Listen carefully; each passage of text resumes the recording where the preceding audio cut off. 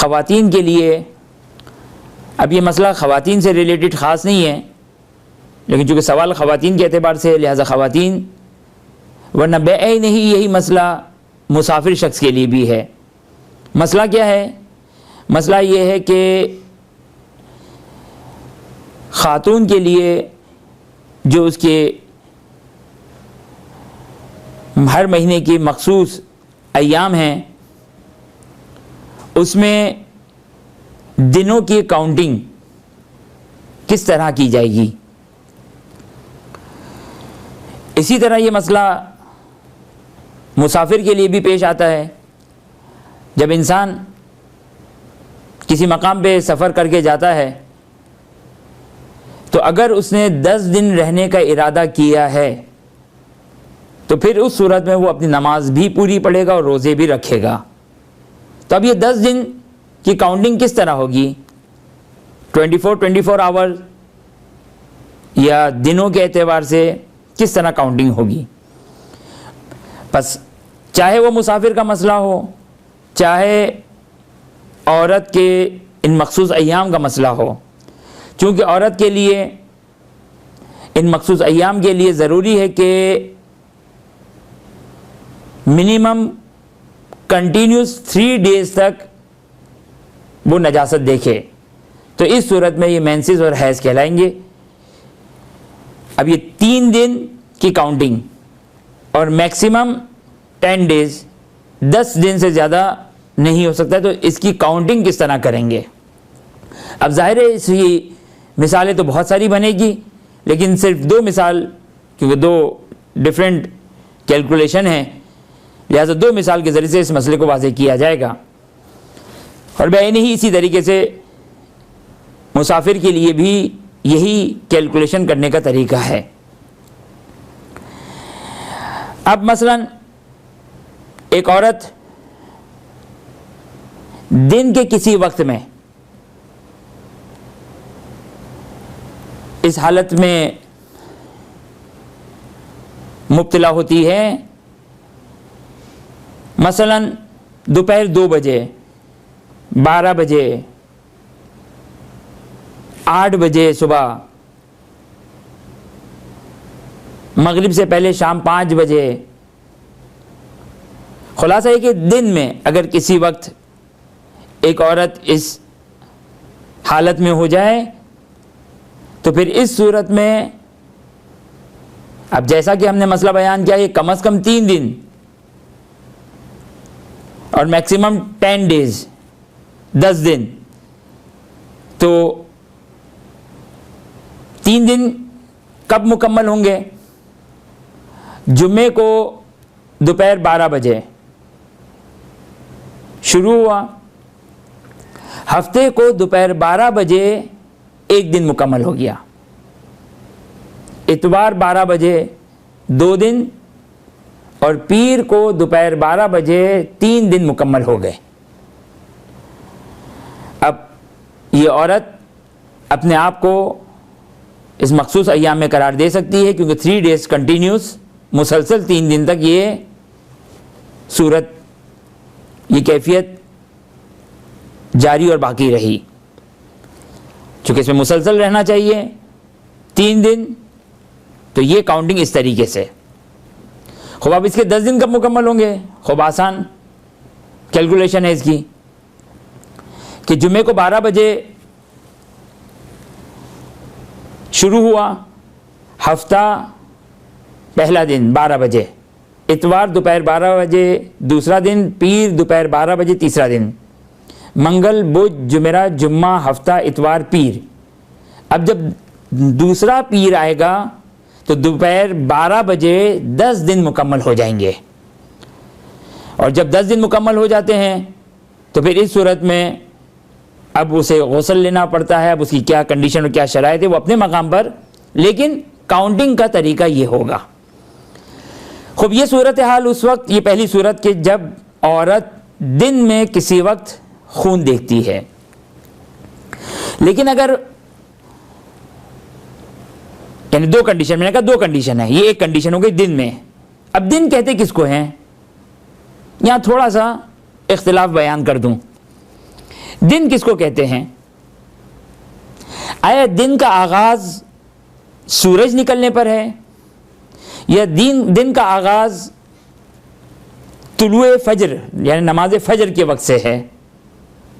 दिन का आगाज कहां से है? क्योंकि हमने तो मिसाल दी दोपहर 12 बजे की, वो वाज़ेह दिन था। दोपहर 2 बजे ये वाज़ेह दिन है, लेकिन दिन का आगाज कहां से होता है? सूरज निकलने से या तुलुए फजर यानी नमाज फजर से? इसमें इख्तिलाफ है। मरहूम आगे खुई फरमाते थे कि सूरज निकलने से दिन का आगाज होता है, उससे पहले वो रात के हुक्म में है।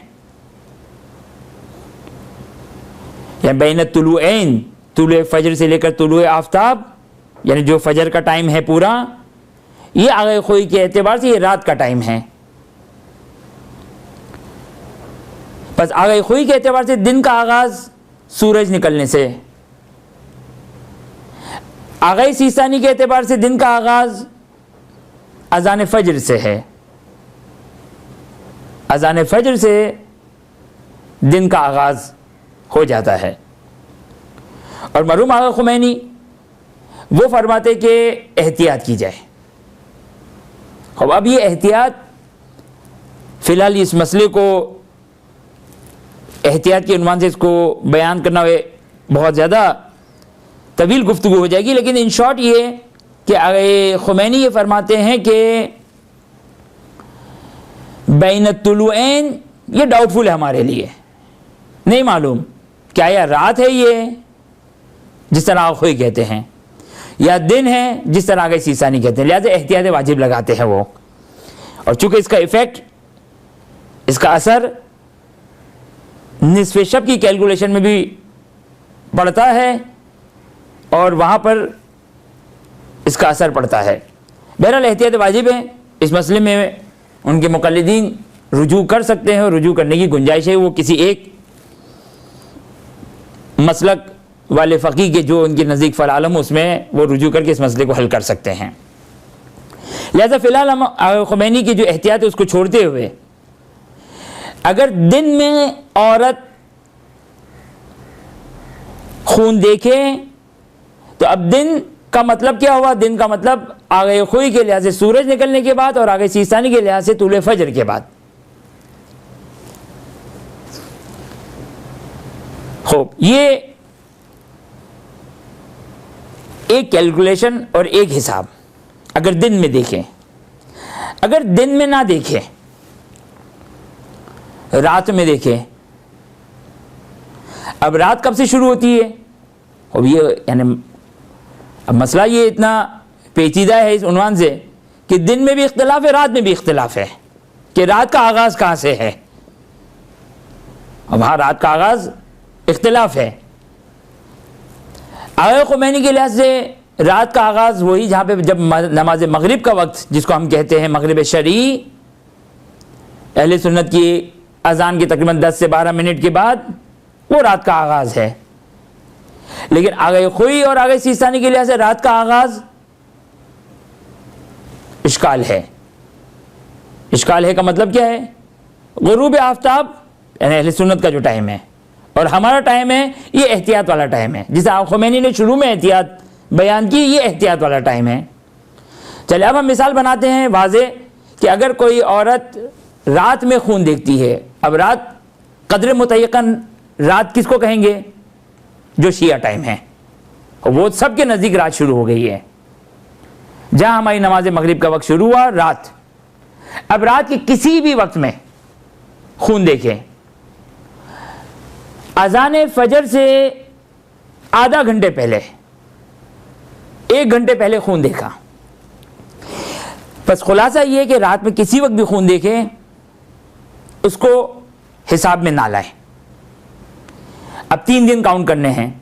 अब हम यही मिसाल जुम्मे के 12 बजे वाली जो हमने मिसाल दी थी, इसी मिसाल को आगे बढ़ाते हुए कि मिसाल के तौर पर एक औरत को शबे जुमा अजान फजर से 1 घंटे पहले ये सूरत हाल पेश आई उसके लिए अब यहां पर 24 घंटे की कैलकुलेशन नहीं होगी, बल्कि अब कैलकुलेशन क्या होगी, अब कैलकुलेशन ये होगी कि अब जो जुमे का दिन का आगाज होगा, जुमे के दिन का आगाज कब से होगा, आगाही सीस्तानी के लिहाज से अजान फजर से, आगाही खुई के लिहाज से सूरज निकलने से, और आखिर के लिहाज से वो एहतियात वाला। जब से भी जुम्मे के दिन का आगाज होगा, ये एक दिन कब मुकम्मल होगा, अजान मगरिब पर एक दिन मुकम्मल हो गया। अब वो दोबारा पूरी रात को दोबारा काउंट नहीं करनी है, ये एक दिन अजान मगरिब पे, यानी जुमे के दिन की जहां अजान मगरिब हुई एक दिन कंप्लीट हो गया। हफ्ता अजान मगरिब पे 2 दिन कंप्लीट, और इतवार अजान मगरिब पे 3 दिन कंप्लीट। अब टेक्निकली देखा जाए तो 24 घंटे करके 72 घंटे नहीं बने हैं, क्योंकि फर्ज ये कि अजान फजर से 1 घंटे पहले खून स्टार्ट हुआ था। बस अगर दिन में अगर शुरू हो तो कैलकुलेशन 24 आवर्स की होगी, 24 घंटे के हिसाब से होगी, और अगर रात में आगाज हो तो फिर इसकी काउंटिंग और इसका हिसाब दिन से इसका आगाज होगा। अजान मगरिब पे 1 दिन, दूसरे दिन की अजान मगरिब पे 2 दिन, और तीसरे दिन की अजान मगरिब पे 3 दिन। इसका मतलब ये नहीं कि फकत दिनों में ही आए, नहीं, रातों में भी आना जरूरी है। 3 कंटिन्यूस दिन में औरत अपनी इस कैफियत को देखती रहे, अपनी सूरत हाल पे बाकी रहे, कंटिन्यूस 3 डेज के बीच में भी वो कहीं पाक ना हो, लिहाजा बीच के जो रातें हैं उसमें भी आना जरूरी है। लेकिन जहां 3 डेज कंप्लीट हुए अजान मगरिब पे, ये उसका मेंसेस बन जाएगा, ये उसका हैज बन जाएगा, और अब यहां पर जरूरी नहीं कि बाद वाली रात में आए, बल्कि ना भी आए तो भी ये औरत इस अपने मखसूस अय्याम वाली कहलाएगी, और इसको नमाज और इबादतों को तर्क करना होगा।